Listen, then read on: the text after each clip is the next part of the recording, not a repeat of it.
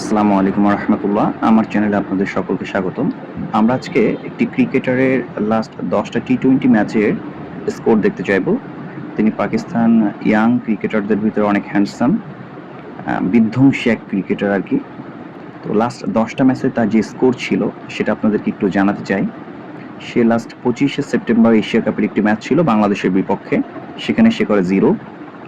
Pakistan versus Sri Lanka যে ম্যাচটা হয়েছিল 23শে তারিখে, সেটাই স্কোর করছে 2। পাকিস্তান ইন্ডিয়ার সাথে একটা ম্যাচ ছিল 21শে সেপ্টেম্বর, সেখানে করেছে 21।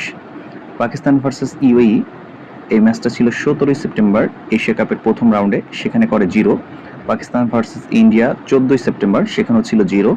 পাকিস্তান ভার্সেস ওমান এশিয়া কাপের, সে ওমানের ম্যাচেও ছিল 0। পাকিস্তান ভার্সেস আফগানিস্তান এই স্কোর ছিল 17। পাকিস্তান ভার্সেস ইউএই সেখানে স্কোর ছিল 11। পাকিস্তান ভার্সেস আফগানিস্তান সেখানে স্কোর ছিল 0। এবং 30 আগস্ট 2025 পাকিস্তান ভার্সেস ইউএই সেই ম্যাচে তার রান ছিল 69।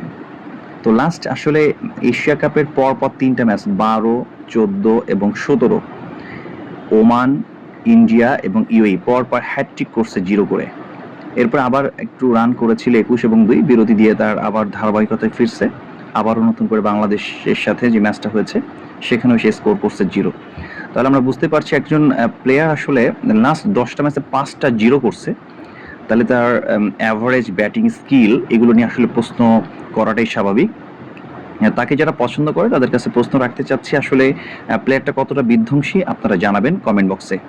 ধন্যবাদ সকলকে। আসসালামু আলাইকুম রহমতুল্লাহ। যদি পছন্দ হয় ভিডিওটি তাহলে সাবস্ক্রাইব করবেন এবং পরবর্তী